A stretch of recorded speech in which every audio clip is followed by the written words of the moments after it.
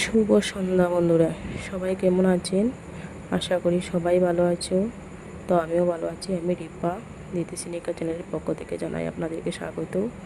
তো আমার বড় মেয়েকে আজকে আর টিচারের কাছে দিয়ে দেবো ভাবছি। ও কথাটি শেয়ার করে আপনাদের কাছে আমার ব্লগটা শেয়ার করছি। তো ওকে নিয়ে যাওয়ার আগে প্রথমে আমাকে রান্নাবাড়াটা সারতে হবে। তো ভাবলাম মাছ বানিয়ে নেব। ওর বাবা বাজার থেকে মাছ এনেছে, তো মাছগুলো ছোটো ছোটো কেটে আনে নাই, তো আমি মাছগুলো কেটেছি। মাছগুলো কাটতে অনেক অসুবিধা হয়। আমার ছোটো মেয়ে থাকেই না কোলে, ও কান্নাকাটি করে, ওর বাবা রাখলে আমার কাজ করতে হয়। তো মাছগুলো কেটে নিয়ে তাড়াতাড়ি করে দুই দিকে কড়াই বসিয়ে রান্নাগুলো সেরে নেব। তো রান্না শেষ হয়ে গেলে তারপর আবার ওকে স্নান করিয়ে, নিজে স্নান করিয়ে রেডি হতে হবে আর ওকে খাওয়াতে হবে। তো ওর জন্য অল্প ভাত বানিয়েছি কুকারে সবজিগুলো দিয়ে, আর ওই পাশে মাছ তরকারি সবজিগুলো কাটা আছে আমার। আপনারা দেখতেই পাচ্ছেন। তো আমার তরকারি প্রায় রেডি হওয়ার পথে। তো তরকারিটি উঠিয়ে নেব। আর এক পাশে চা হতে থাকলো, হাজব্যান্ড চা খাবে। আর ওইদিকে 3টি মাছ আবার ভেজে রাখলাম, বিকালবেলা অল্প তরকারি বানাবো বলে। আর আমি স্নান টান করে এসে গেছি। এখন স্নান করিয়ে আবার রেডি হয়ে যাব। তো আমার রেডি হওয়া ফাইনালি শেষ। এখন আমার মেয়েকে রেডি করে দেব, ছোটো মেয়েকে।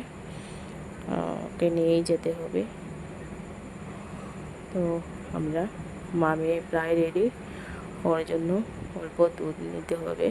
তো বোতলটা ভরিয়ে নিয়েছি ব্যাগের মধ্যে। আর খেলে খেলে খাবে, না খেলে নাও খাবে, ঠিক নাই ওর, কিন্তু নিতে তো হবে। তো বড়ো মেয়েকে নেওয়ার জন্য আবার যেতে হবে ওর মাসির বাড়িতে। ওর মাসির বাড়িতে গিয়ে ওকে নিয়ে যেতে হবে। আমরা প্রায় বেরোবার পথে, অল্প করেই বেরোবো আমরা। তো আপনারা সাথে থাকুন, শেষ পর্যন্ত আমার ভিডিওটি দেখুন। আর ভালো লাগলে ভিডিওটি সাবস্ক্রাইব করুন। আমি প্রায় নতুন ব্লগ কীভাবে বানাতে হয় আমি ভালোভাবে নিজেই জানি না, আপনারা আমাকে কমেন্টে শেয়ার করবেন। প্লিজ আমাকে সাপোর্ট করবেন। আমি ভালোভাবে জানি না, আমার অনেকটাই ইচ্ছা আমি ব্লগ বানাবো। কীভাবে বানায়, ওইদিকে আমার মেয়ে আমার ওই গ্লাসটাকে ধরে টানাটানি করছে। দেখুন কি অবস্থা তার। ও নিয়ে চোখে দেবে বা খেয়ে ফেলবে। ও আমার চোখের চশমাটা দেখতেই পারে না। তো আমরা প্রায় রেডি। ও অনেক খুশি হয়ে গেছে। ঘর থেকে বেরিয়েছি আমরা। ও বাইকে করেই যাব। ওর বাবা আসছে, গাড়ি ভাড়া করে নিয়ে এসছে। তো আমরা এখন বাইকে উঠে পড়েছি। দেখতে থাকুন। আমার দিদির বাড়িতে যাব বড় মেয়েকে নিয়ে যাওয়ার জন্য। ও ঘুরে যেতে হবে। তো আপনারা দেখতে থাকুন। আমার দিদির ঘরটাও দেখে ফেলবে আপনারা, কোথায় থাকে ওরা। তো ফাইনালি এসে গেলাম ওদের ঘরে। ওর মাসি ওকে নিতে আসছে, মাম্মা মাম্মা দাদা করে যাচ্ছে বলে। আর ওকে নিয়ে এসে ওকে দিয়ে দিলাম। ওই যে দেখুন স্টুডেন্টরা বসে আছে, টিচার ওদেরকে দেখিয়ে দিচ্ছে। আর ওকে দিয়ে প্রায় 2টার দিকে শেষ হবে। অনেকক্ষণ সময় বসলাম।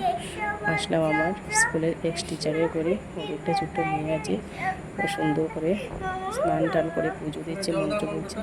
ওকে আমি বললাম তুমি আরও কতটা মন্ত্র বলো, বলছে আমার সামনে এসে। তো আপনারা শুনুন ওর মন্ত্রগুলা।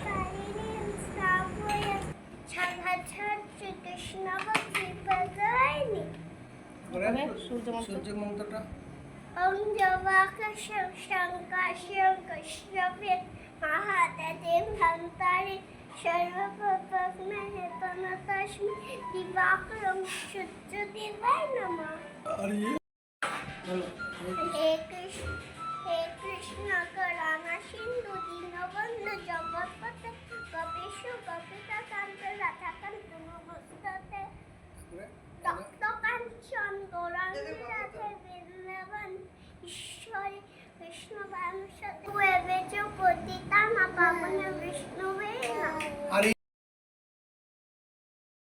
শুনলেন তো সবাই, ওকে সুন্দর করে মন্ত্র বলে। তো আমরা এখন টাইম প্রায় 2টা হতে, দেখলেন তো ওর মন্ত্রগুলা আমার নিজেরও খুব ভালো লাগছে। তো এখন প্রায় 2টা বাজে, আমরা আবার সাগরগড়ে গেলাম।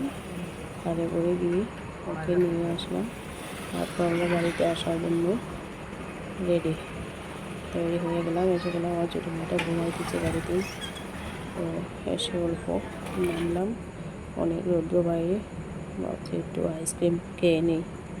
তো নেমে আইসক্রিম নিয়ে গেলাম। ওদের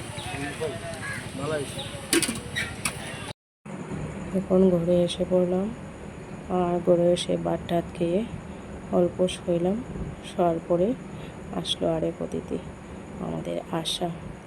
আমার বেবি বইটা নিয়ে আসলো। ও ভ্যাকসিন নিয়েছে, 9 মাসের ভ্যাকসিন নিয়েছে। ভ্যাকসিনের বইটা ওর কাছেই আছে, এখন নিয়ে আসছে। তারপর ভাবলাম কোয়েশনেরটা বানিয়ে নেই। ক্লাস 3 EVS বইটা নিয়ে আমি একটি কোয়েশন বানালাম। জুনের 23 তারিখ থেকে স্কুলে এক্সাম হবে। তো আমি বললাম কোয়েশনটা বানিয়ে নিলাম। তো আমার ভিডিওটা লাইক, শেয়ার, কমেন্ট ও সাবস্ক্রাইব করবেন। আমি একবারে নতুন, আপনারা আমার পাশে থাকবেন। ধন্যবাদ।